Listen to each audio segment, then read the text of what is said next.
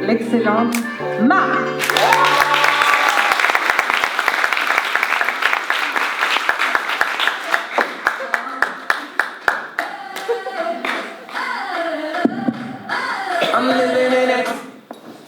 Waouh, la photo est un petit peu gênante.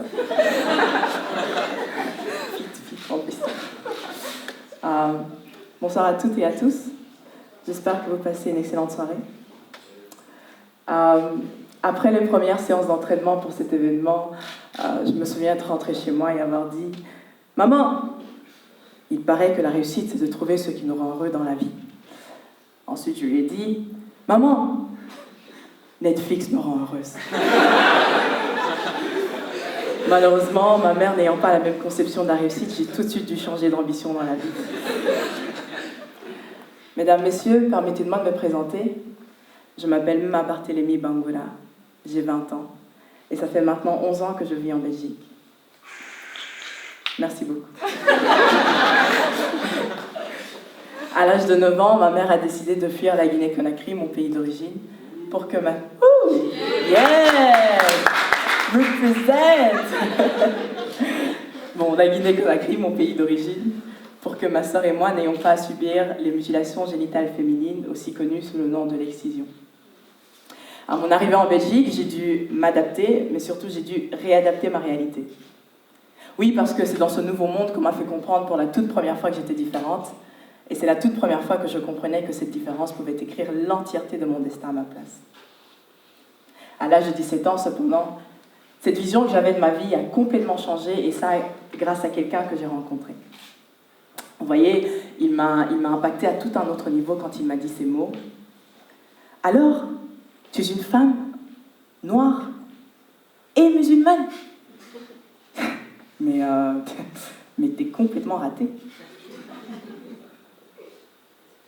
J'essayais, j'y mettais toute mon énergie, mais je n'arrivais pas à oublier ces paroles. Cette phrase me hantait, elle m'envahissait. J'avais beau me répéter « Ma, tu es une femme forte !» Je n'y arrivais tout simplement pas. Je pense que s'il avait réussi à autant m'atteindre avec cette phrase, c'est parce qu'elle reflétait cette nouvelle réalité dont je n'avais jamais osé parler à voix haute. Et voilà qu'il le faisait à ma place. 2 options s'offraient alors à moi. Option numéro 1, laisser ces termes prendre le total contrôle sur moi et me morfondre. Laisser ces 12 mots m'écraser et me mettre plus bas que terre. Me proclamer Ma Barthélémy, victime de la société. Ne plus avoir d'ambition sous prétexte que. Option numéro 2, comprendre.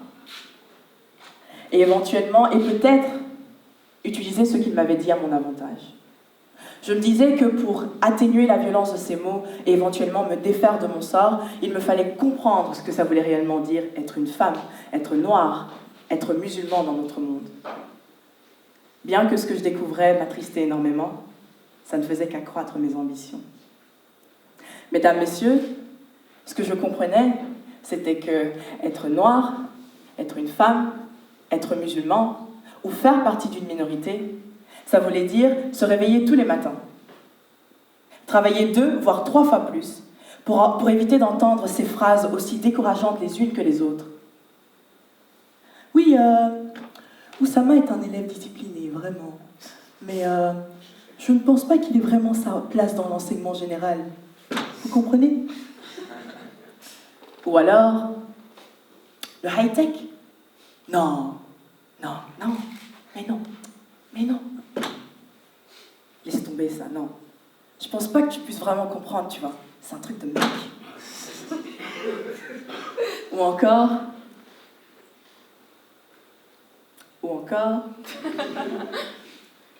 Oui, allô? Oui, allô? Oui, la dame de la météo, là. Oui, dites-lui, j'arrive pas à bien la voir, hein. Oui, dites-lui, elle est trop noire. Oui, faudrait lui dire. Mesdames, Messieurs, être une femme, être noire, et ou être musulman, ça veut dire avoir plus de portes à ouvrir. Ça veut dire ne pas avoir les mêmes, voire très peu d'opportunités. Ça veut dire que pour nous, la réussite est le résultat d'une lutte constante et acharnée. Pour nous, la réussite, c'est se convaincre que victime de la société n'est qu'un titre et non notre fatalité. Pour nous, la chance, on ne la croise que très rarement sur notre chemin. Et là, surtout pour nous, notre place dans la société, elle n'est pas donnée, on se la crée et on l'impose.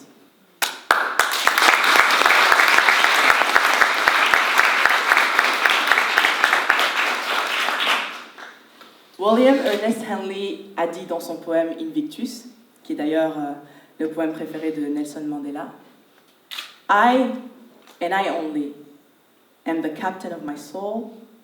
I, and I only, am the master of my fate. » Moi, et moi seul, suis possesseur de ma personne.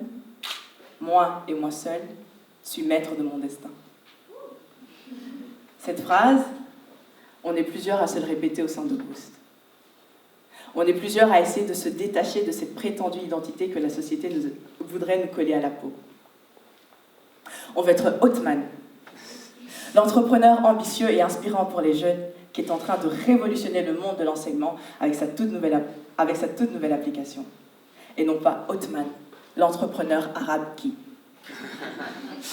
On va être Taqwa, la poète à l'âme sensible et douce qui vient de scier le public avec son beau discours. Et non pas Taqwa, la fille voilée qui. On veut être Ma,